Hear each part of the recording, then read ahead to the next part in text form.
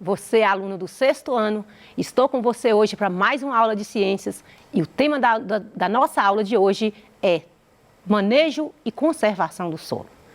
Já estudamos em aulas anteriores sobre o solo, a formação do solo, as características, os seres vivos, a ação dos seres vivos no solo e hoje o nosso tema é manejo e conservação do solo. Espero que com a aula de hoje você possa conhecer como ocorre o processo de degradação do solo, identificar as técnicas de conservação desse solo, como também reconhecer a importância da conservação do solo para o ambiente e para os seres vivos, e também conhecer como ocorre a contaminação do solo e suas consequências para o ambiente. É esse o tema da aula de hoje e que eu quero conversar um pouco com você sobre como acontece esse manejo, como acontece essa conservação do solo. Primeiro, você sabe o que é degradação do solo? Quais são os problemas que nós encontramos na conservação do solo? Quais as técnicas usadas para a conservação do solo? E o que são sistemas agroflorestais? O assunto de hoje, nós vamos tratar desse manejo do solo, de como acontece, essas técnicas que se usa para conservar o solo, o que é realmente a degradação de um solo, como fazer para recuperar esse solo e também a gente vai falar um pouquinho sobre esse manejo aí da rotação de cultura, dos sistemas agroflorestais. Primeiro, eu quero falar um pouquinho para você sobre sistema agroflorestais. O que é isso? Na verdade, é uma forma de utilizar o solo, de otimizar o uso do solo. Vamos entender melhor. Quando você tem o agricultor, tem, por exemplo, uma plantação de café e que ele usa o solo entre esse plantio para fazer um outro tipo de atividade agrícola, nós vamos falar que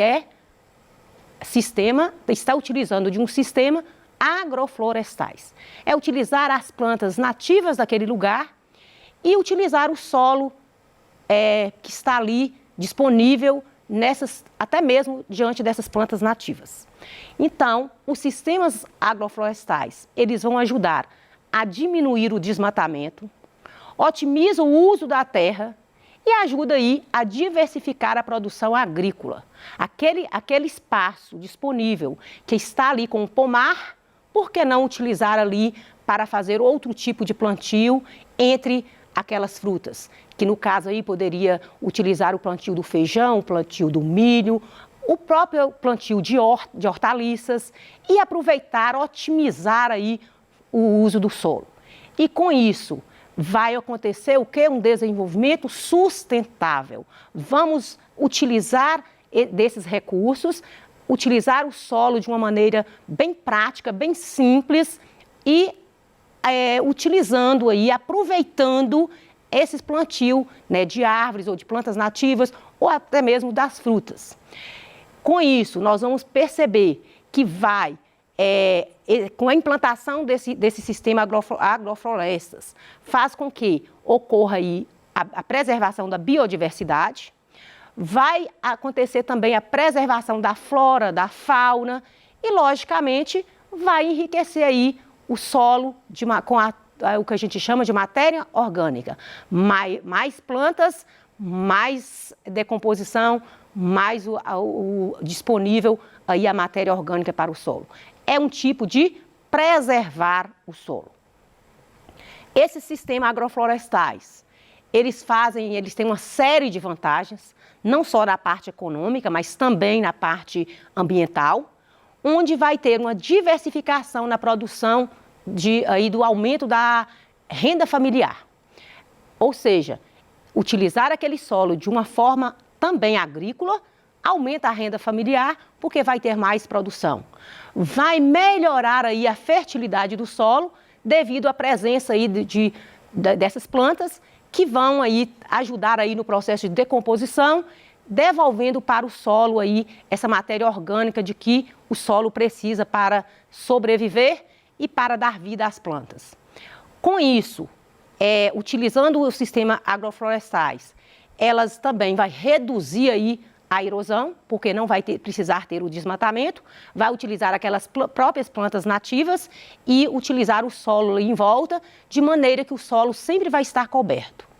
Vai aumentar a diversidade de espécies, porque não tendo desmatamento, vai ter abrigo para aí os pássaros, vai ter abrigo para os animais, e aí vai aí preservar essa biodiversidade. Vai recuperar as áreas degradadas, talvez seria uma área que estaria com solo nu, com solo exposto, e esse sistema ajuda aí a recuperar essas áreas degradadas. Vai reduzir aí o impacto que tanto as queimadas, tanto os agrotóxicos trazem para o solo, e também vai reduzir aí esses impactos que o próprio desmatamento produz. Com isso, nós vamos dizer que é um sistema fácil, barato, né? E que vai gerar um impacto ambiental positivo muito grande em termos de conservação do solo. Logicamente, eu já abordei com você aqui em outras aulas e nós já trabalhamos sobre o solo. E eu lembro que a gente discutiu aqui, a gente comentou sobre as características do solo que elas podem sofrer alteração com o decorrer do tempo. Então, o solo, as características dele, tanto a coloração, tanto a composição, vai sofrendo essas alterações no decorrer do tempo, e essas alterações aí, elas vão prejudicar, muitas vezes elas prejudicam tanto a biodiversidade, elas prejudicam aí a flora, a fauna, e é necessário aí pensar em utilizar o solo de uma forma sustentável. É pensar no solo hoje, que vai ter outras gerações vindouras que vai fazer uso desse solo. É dessa forma que a gente diz que a gente vai usar o solo de uma forma sustentável, de maneira que a gente conserve esse solo para outras gerações. A degradação do solo é qualquer tipo de alteração que vai prejudicar aí a atividade agrícola, e ela pode vir através aí das queimadas, ela pode vir aí através dos agrotóxicos, através da própria contaminação do solo. Porque quando a gente pensa aí na degradação do solo, é a poluição do solo. Algumas alterações que acontecem. Pode acontecer de forma natural ou provocada pelo próprio homem. Então, essa contaminação do solo, ela compromete as espécies. Ela compromete a produtividade do solo. Ela compromete a fertilidade do solo.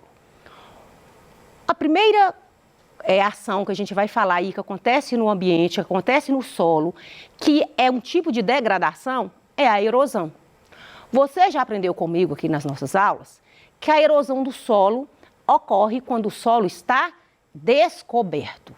O solo sem vegetação, o solo sem plantações, vai ocorrer o que a gente chama de degradação do solo, que é ocasionada pela erosão. Então, a erosão é um processo em que ocorre o desgaste do solo, e esses desgastes vai sendo carregado ou pelo vento ou pela chuva, e isso vai comprometer aí o solo, ocasionando no solo crateras, buracos no solo. Aquele solo, quando você olha para o solo e percebe aquelas crateras, aqueles buracos, aquele solo nu, sem vegetação, nós vamos falar que ocorreu a erosão do solo. E a erosão do solo, logicamente, ela acontece de forma natural, mas ela também pode acontecer pela ação humana. O desmatamento, por exemplo, quando acontece, ele deixa o solo nu e o solo fica exposto à ação do vento, à ação da chuva, que vai o que a gente chama de erosão. Em alguns casos, pode ocorrer a erosão, ela traz grandes danos, porque ela empobrece o solo, ela deixa o solo improdutivo, um solo infértil, e dificilmente uma planta vai sobreviver num solo que tem erosão. A erosão, ela carrega toda essa camada orgânica do solo, essa parte, né, essa riqueza orgânica que o solo tem, e geralmente a água vem e carrega todos esses sedimentos para os rios. E quando ocorre que esse sedimento chega até os rios, vai ocorrer o quê? Assoreamento dos rios. O assoreamento significa que toda aquela matéria do solo, ela foi carregada e ela foi colocada nos rios e que posteriormente você não vai quase enxergar, às vezes, água no rio, simplesmente sedimentos vindo do processo de erosão.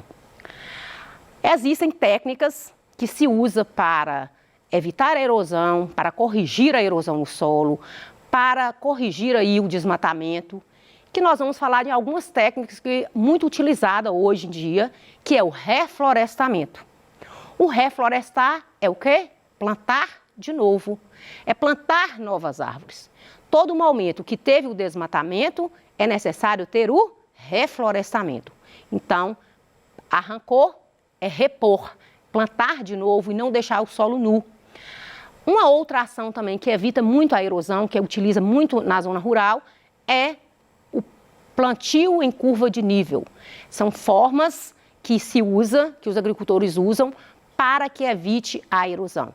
Parte plantada, eles fazem umas curvas de maneira que a água vem, filtra na terra e não é escoada para os rios. E também a rotação de cultura, que eu já falei para você que a rotação de cultura ela também é uma prática muito simples usada hoje, é fazer o plantio alternado.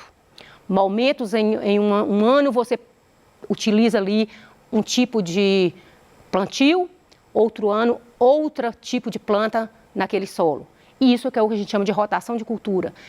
Ora planta milho, outra época planta o feijão, outra época planta mandioca, e aí vai fazendo essa alternância de cultura que vai ajudar, e é uma técnica muito usada para a proteção do solo. O solo, lógico, falamos aqui também, que ele passa por contaminação. E isso é visível aí nos nossos dias, porque a gente percebe muitos lixões que contaminam o solo, que é altamente prejudicial para o solo, e também quando é lançado no solo os produtos químicos, principalmente quando utiliza os agrotóxicos de uma maneira errada, de uma maneira incorreta. Estamos contribuindo aí para a contaminação do solo. Lembrando que a contaminação do solo, ele leva a contaminação da água, ele leva a contaminação do ar. Então, a contaminação do solo não fica só no solo. Quando lança agrotóxico no solo, consequentemente vem aí a poluição do ar e também da água. Então, é necessário a gente ter os cuidados para não contaminar o solo, porque a contaminação do solo, ele traz consequências para o solo e precisa ser corrigidas. Quando eu falo nessa poluição do ar, por exemplo, que são os agrotóxicos que são lançados no ar, ele lança na planta, mas o ar também recebe aqueles agrotóxicos. Que a chuva vem, bate naquelas plantas, carregam para a água. Isso aí traz prejuízo tanto para a vida animal e vegetal também dentro dos rios. As principais causas da poluição do solo, eu já falei para vocês, é o uso de fertilizantes, né, desses agrotóxicos, os pesticidas, herbicidas, inseticidas e o despejo incorreto desses resíduos sólidos. E, logicamente, também o desmatamento também fazem com que o solo ocorra a poluição do solo. As principais consequências da poluição são muitas. A poluição ela traz consequências drásticas para o ambiente. Mas as principais consequências da poluição do solo, primeiro vai ocorrer a perda da fertilidade do solo. Um solo poluído, ele se torna um solo infértil. Vai aumentar ainda mais o risco da erosão, que vai empobrecer ainda aí o solo, e a perda dos nutrientes.